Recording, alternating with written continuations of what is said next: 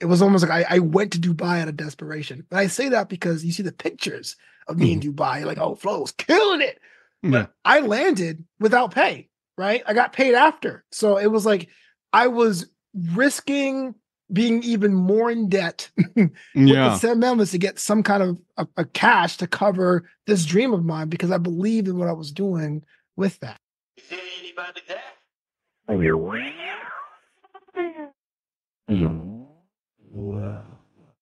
What's up, Dad Hat Crew, and welcome to another episode of the Dad Hat Chronicles podcast.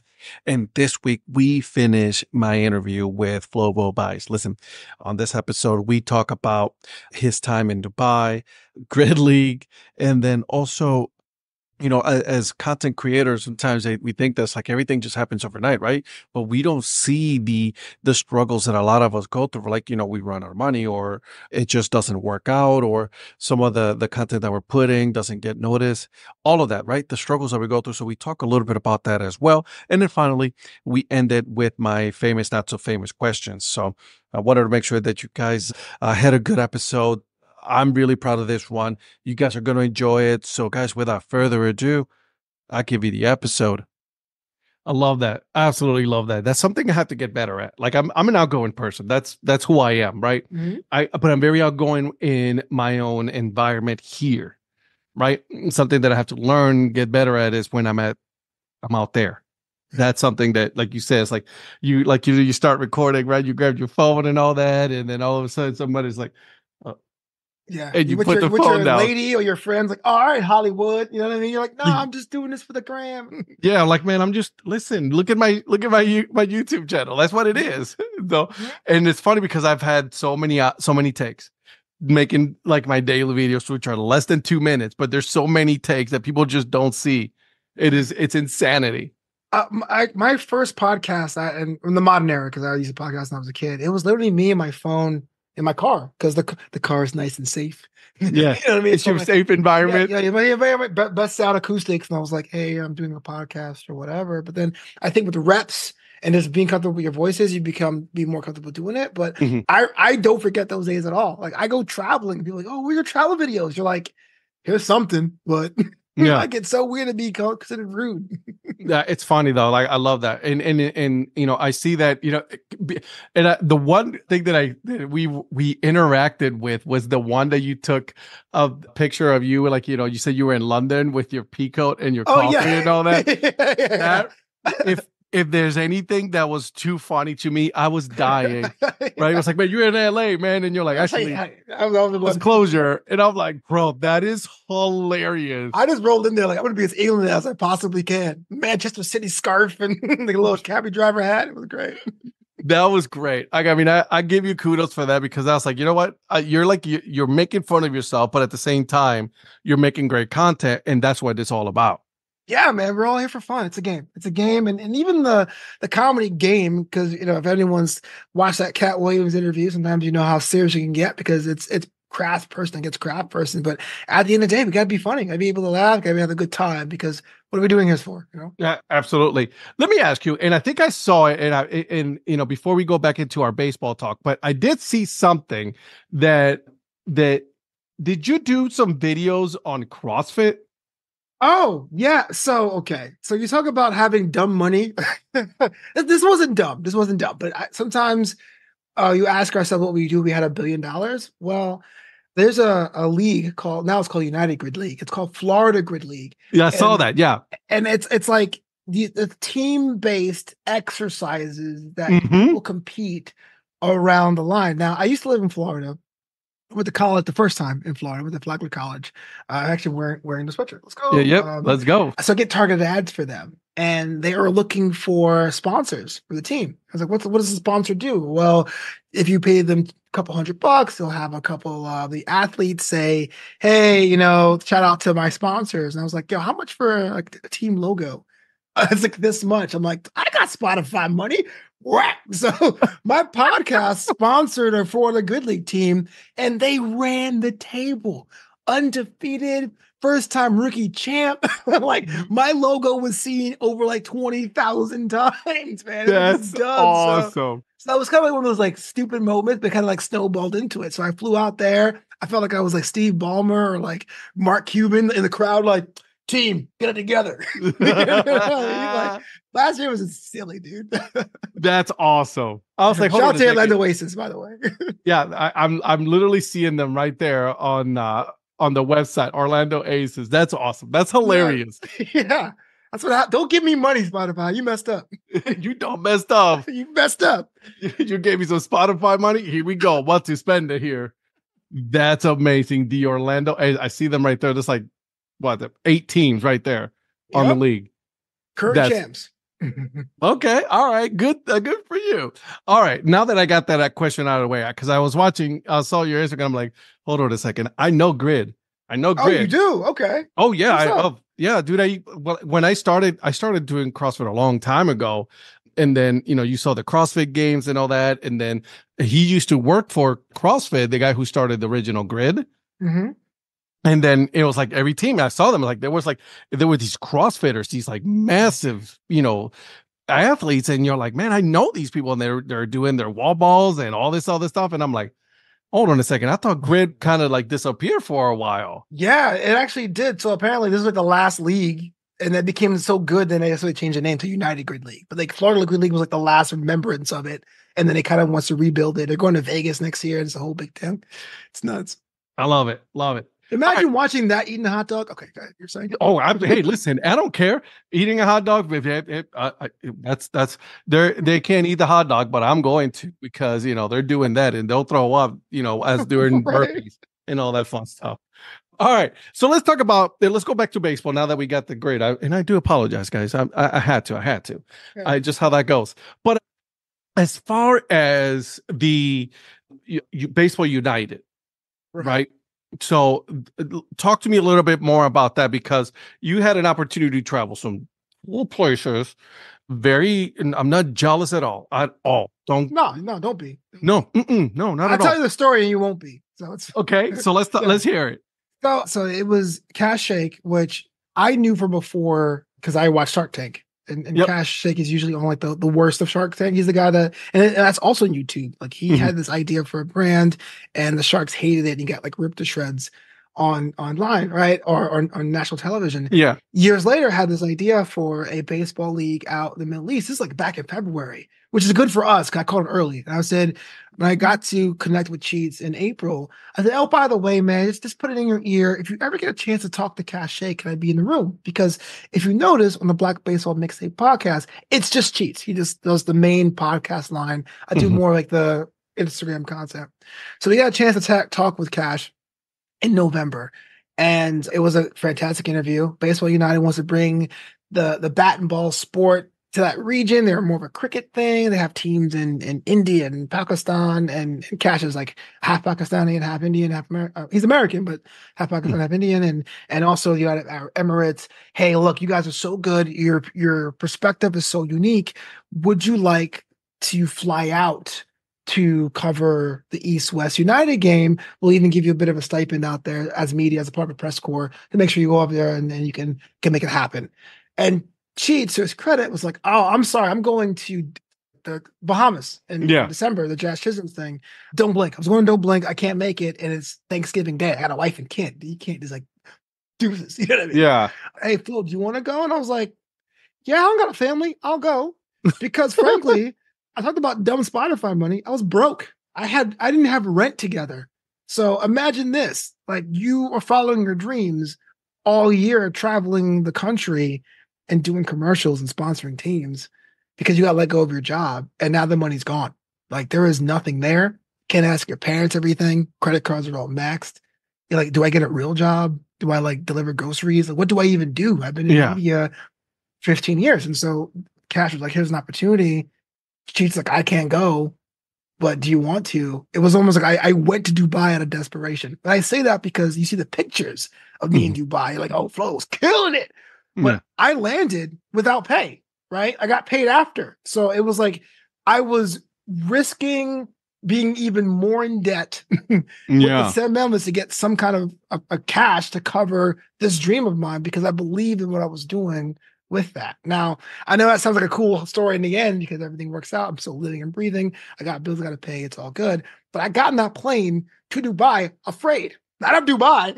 Dubai was great. Yeah. but landing there and be like, oh man, this is great, man. Net 45. Then be Yeah. like, net 45. You know what I mean? Yeah. For So real. this is why I love doing what I do, man. Because would you take that risk for your brand? If your day job said, hey, I need you to come in on Saturday, we'll pay you in 2 weeks, we do it. Why not for ourselves? Mm-hmm. Interesting. That's wild that you just got on the plane. I'm like, I don't know how this is going to work out. I don't know if it is going to work out. I don't know if I'm going to get paid, but here I go. There I go. And that was Thanksgiving Day in Dubai. Had curry turkey. It was great. I love covering the team. I got to see Bartolo Colon. I had his home run card. Met some great content core people out there. It was a fantastic time. It was good for professional development as well as showing Baseball United that Black Baseball Mixtape is serious about covering the game from Mm-hmm. that perspective. So it all worked out on all different levels, but getting that plane was just nerve-wracking. So about Baseball United, Yeah. so you saw it, right? You experienced it. Mm-hmm. Give me your thoughts on this, right? Because obviously this is still new. It's a brand new product, for over there. It's a brand new market. It's going to take some time for it to develop, right? I think, in my opinion, and again, this is just my opinion from what I see. It's like I think they went a little too high too quick, and then they have to scale it back, which is okay. There's nothing wrong with that. But give me your thoughts on this whole league. So I think that's a fair assessment because I guess I'm privy to some more information on Yeah. what was happening there because I felt like they had plans and the plans got changed very late. So there Mm, really seemed to be a bigger, I guess, hangar than what the plane could fit into. It was too much space. So I was under the impression, I think that what they wanted to do is, to your credit about like cricket and fans coming in day out, was to train a new region to appreciate another bat and ball sport. They locked arms with the cricket board because the cricket board pretty much runs all sport in mhm. United Arab Emirates. And the idea was have a fan fest to basically train the audience that, hey, look, don't go and leave. It's going to be a quick thing. Come, get some food, drink some beer, because you can actually drink beer at the game, but then, see the game and get out of here. But to me, there were some things that I felt like they couldn't do. They couldn't sell merchandise. All they had were to give away t-shirts, for example. So you didn't get a chance to like support the team you wanted to. Hmm. There was different kind of layouts and things. And the fans that ended up going weren't so much cricket fans looking to try something new. Rather, from my experience, it was expats who want a slice of home. It was people from Saudi Arabia who flew in, Mm, people from Abu Dhabi who drove in, like, oh my gosh, this thing from Boston is going to be in Dubai. Let me go see it, which isn't a bad thing because you start something new, you need a core demographic, a core fan base, yeah. you grow it. But I think that was kind of a miscalculation of how many people already into the concept of baseball were going to show up. Now, with that said, given the logistical challenges they had, cricket grounds are round and the lighting's different because cricket has no shadow. And Yeah. so like pitchers hated it. I think they did a fantastic job. The club they had with the extra food and drink was great because both nights were 95 degrees in Ooh. November because it was the winter time. Yeah. They did a tremendous job. But yeah, watching the playback of the video, I will go, man, a lot of the stuff doesn't come through. It does seem empty. It does seem kind of like weird. It does seem interesting. The rules were announced to us the day before, so we didn't cover it the way we would have the Moneyball and things like that. So, hey, you know what? Like any experiment, doesn't matter if it's a YouTube video or a baseball league, you can only practice in theory so much, and then you have to Until it run comes tests. to, yeah. Yeah, then you got to run tests, and so that's what happens. So as far as now, because now they're down to 4 teams. This is what they have. They have the Cobras, the Monarchs, the Wolves, and the Falcons right Go now. Falcons. Yep. So, and did I hear this correct? They are not allowed to sell any kind of merchandise at the ballpark.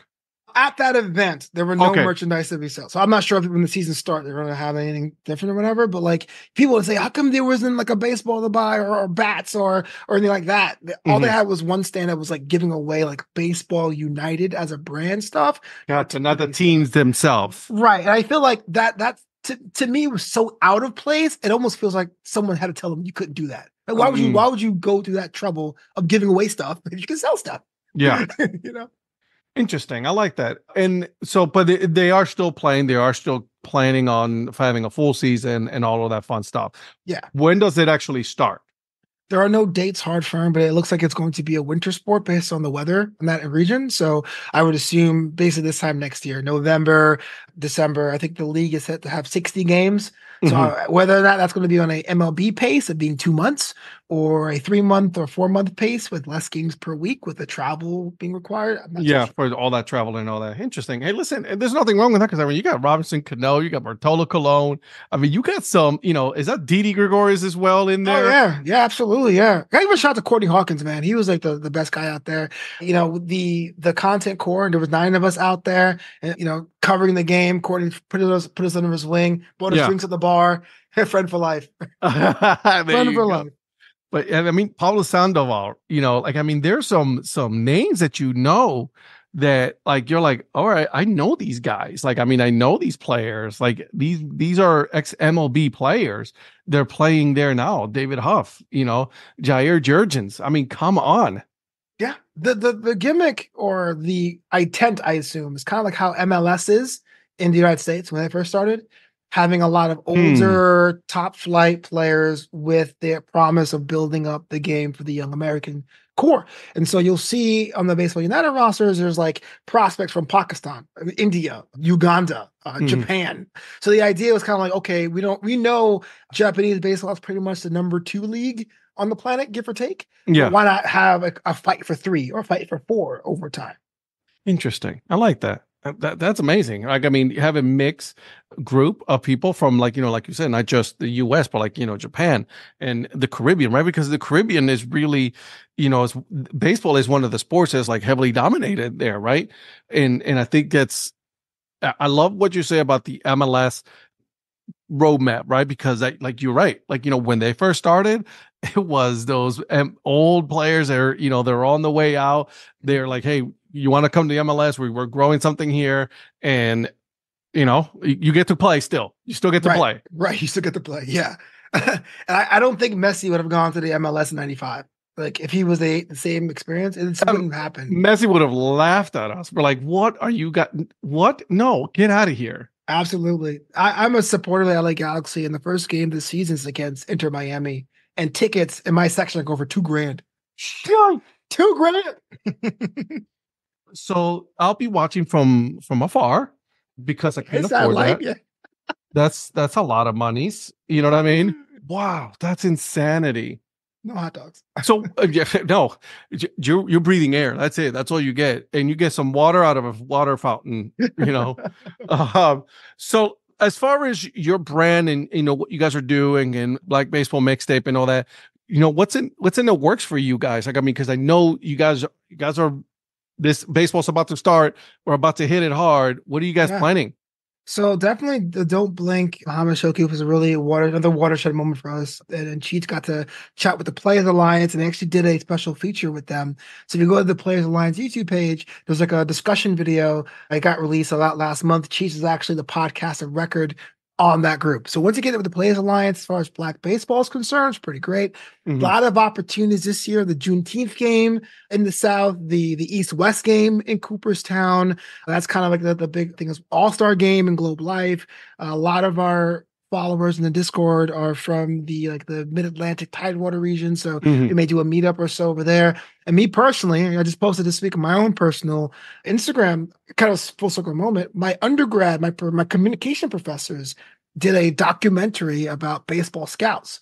And as I record this on Thursday, the 18th of January, they're having a showcase in Cooperstown. So I'm flying out there this week because I'm going to be like the host of it all. Like, hey guys, welcome. What's going on? Now it's time for this baseball scout. Jerry Blevins is in the voiceover booth. He's narrating the documentary too. So they hit me up because I was a graduate, but then I was like, I do baseball. You're doing a baseball thing. Let's connect. You know what I mean? So the brand's going, it's thriving. And of course, more ballparks, man. We're Of gonna get course. I mean, why not?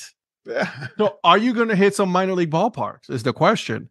So yeah, the short answer is yes. But I feel like before I venture out, I have to go to the local ones here. Last year I went to the Quakes, Rancho Quakes. I have to go to the Inland Empire The 66ers. 66ers, yeah. Now, here's something that's ironic. Back when it was a team up in Palmdale, it's called the Jethawks. I went there to do comedy on the field. So I haven't ever saw a game up there, but that team has moved on. So it's like, oh man, it's like a missed opportunity there. You know what I mean?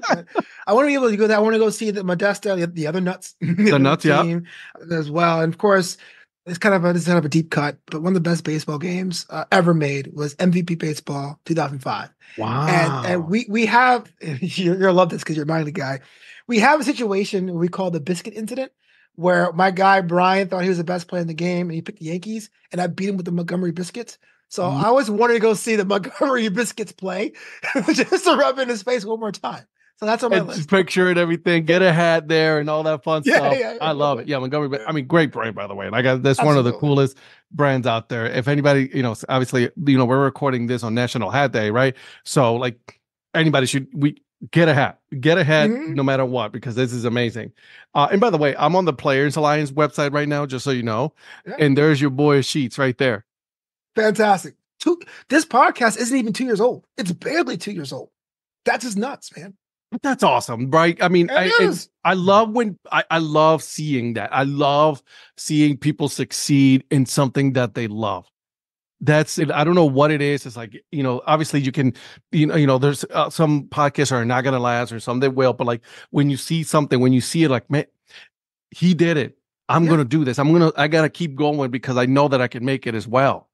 I got to give all the credit to Cheat still, because I think there would have been for a lot of people tendency to be like, "Oh, now that I made it, it's my podcast." You know what I Right. mean? And of course, yes, the Black Baseball Mixtape was part of the Cheats movement on paper, but Yeah. as far as like coming up with ideas and try to like to divide and conquer what we want to do and encourage me to write or encourage me to do these other Instagram things, like he's been more than helpful for me in a time in my career where I wanted that outlet. So props to him, man. All the most success in the world. I consider myself a contributor. Consider myself a custodian, but like sometimes it's kind of like that partner level too, as well. Yeah, you should get a t-shirt that says, contributor, Black Baseball Magic, mixtape I help. contributor. Yeah, I did. I help. Okay. It's like when your kids say, "Yo, ma, I heard you need some money," and you give like $2. You're like, "Look, I gave you something. You I needed give some you some. money. I help." Yeah. I love that. Love that. I gotta have Sheets on. I'm gonna get a hold of him so we can have him on as well, and then Got to. continue this conversation about Black Baseball Mixtape, because I think that's awesome, and it's a great movement. Obviously, talk about great baseball players that are so I love that. I love that a lot, man. I think that's amazing. So all right, so in every episode that I do, right, every interview that I do, what I do is I do what is called my famous not so famous questions. Random questions. Okay. Nobody knows what the guest does not know what I'm going to ask. Okay. But there is one question that I ask everybody. All right. So you go to the ballpark. Okay. And you're there. I want to know, what is your food and your drink of choice? So that has changed because I was team cheeseburger for a long time, but then Okay. but the thing is, you travel You've and come to the dark side. I love it. Come well, on. I actually still like cheeseburger, but you know what it is? It's hard. It gets to a point you see so many parks, not to brag. You want to have a semblance of quality when you're paying $15-$20. Like Oh, for real, dude. some parks do right, some parks don't. That's just Yeah. the way it is. So Mm-hmm.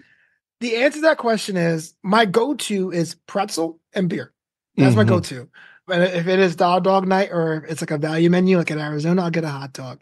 But if I'm just trying to show out, if I wanna get the whole experience, it's usually one gourmet restaurant, not gourmet, but like one like Yeah, top of the yeah, yeah, line. yeah. Like in Seattle, there's Din Tai Fung, which is a chain, but like what Din Tai Fung doing inside of a ballpark?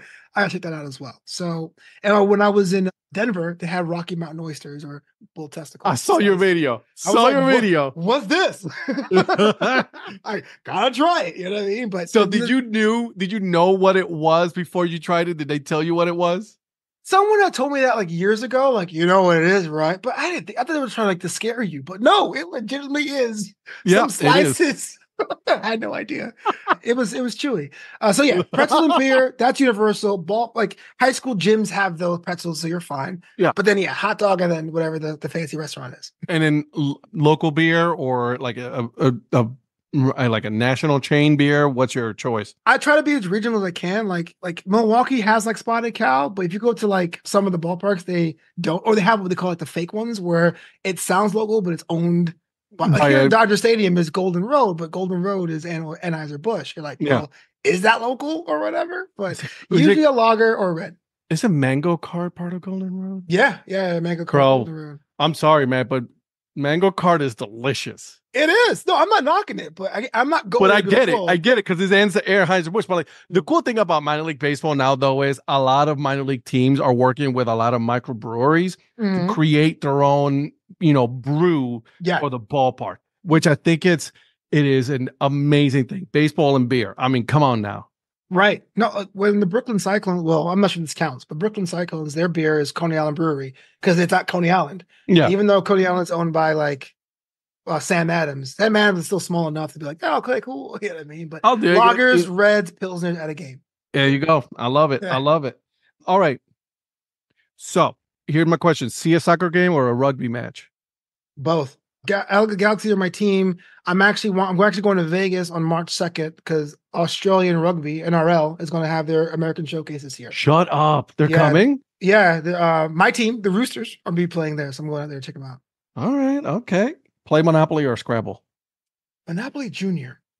Monopoly Junior? Yeah, the one that's based at an amusement park where the boardwalk is like the actual boardwalk. Okay. And there's a roller coaster ride, a Ferris wheel. That's like my joint. All right. Okay. All right. So you're walking down the street, right?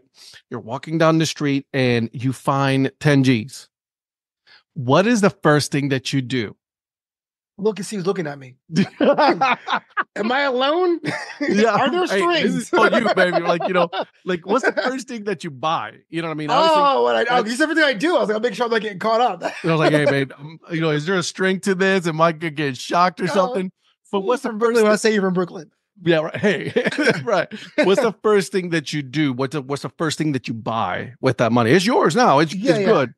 So, of course, Bill's not really a cool answer, but I want to do that hotel suite at Rogers, the one that overlooks that. It's like on game day, depending on the opponent, it's like $800 for that room to open the game.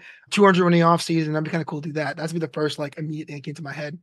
For sure. And fly business class there. I'm not going to take the steerage. I have $10,000 now. Like, listen, we're about to pay for this. No, Frontier, I ain't coming. I ain't doing Frontier. Exactly. This is Delta. I like that. All right. I like that a lot. All right. Do you watch a lot of Disney movies? I have. The classic Disney ones, yeah. All right. So, in your opinion, which of the Disney princesses, right? Jasmine. You haven't even told me. Which one will make the best spy? Spy? Yeah. See? What am I trying to infiltrate? Doesn't matter. They are a spy. See? You said Jasmine right off the bat. I'm going to say Jasmine. And here's why. Because she already started off the movie rich.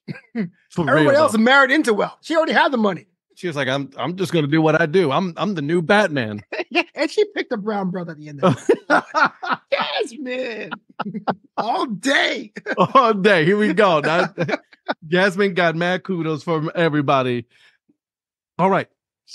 Out of all of the animals in the U.S. or the world, okay, which one would be the biggest party animal? Oh, tortugas, man. Like, shout out to Daytona.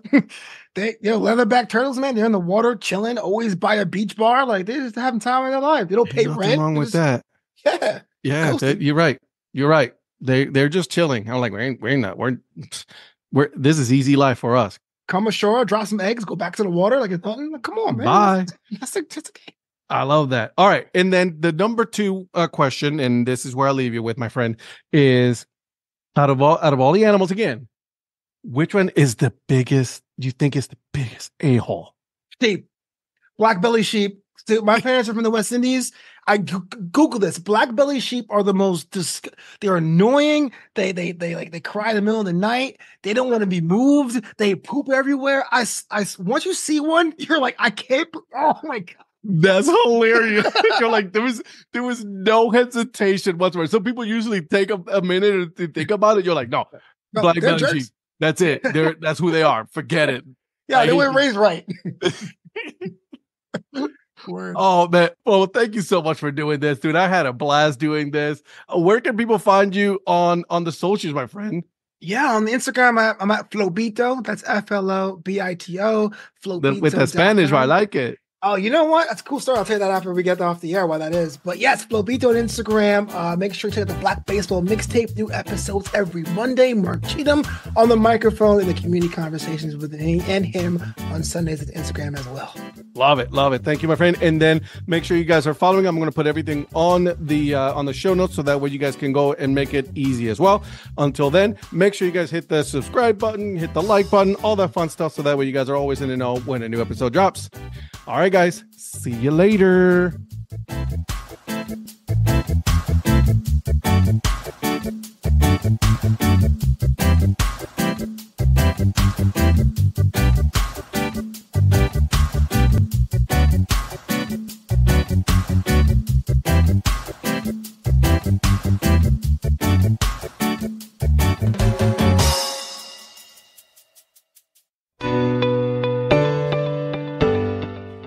This podcast is part of the Curved Brim Media Network.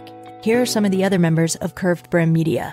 Hi, this is Kelly Robinson, the Minor League Nerd. My YouTube channel explores the history of minor league baseball teams. More than just stats, we delve into team lineage, sharing stories from current franchises to obscure one-year wonders. I'm Paul Caputo, and on the Baseball by Design podcast, I talk to minor league baseball teams, designers, and other super interesting people about what these minor league baseball logos mean, and I talk a little bit about ice cream helmets. What's up, Bucketheads? I'm Anna DiTomaso, and each week on the Baseball Bucket List podcast, I speak with a different fan about their favorite baseball memories, what the game means to them, and what's left to check off on their baseball bucket list. Hey everyone, it's Eric from the great state of Kansas. This is Johnny from the New Orleans Baby Cakes Memorial Museum. And we are the Earn Fun Average podcast, where we talk to a variety of guests about their love of baseball and have fun doing it. America, lower your standards. Average is what we do best. This is Patrick and Corey of BaseballMapper.com, and we have made an interactive map to help highlight all baseball teams from the majors down to collegiate summer leagues. We want to bring you closer to baseball. So get on the site and find a team near you today. Hey guys, this is Patrick Larson from the Minor League Baseball Hat History Series. And in every episode, I go through the history of minor league teams through my personal collection of hats. You can find me on Twitter at @PatLarson1. I hope you guys enjoy. Learn more about Curved Brim Media at curvedbrimmedia.com.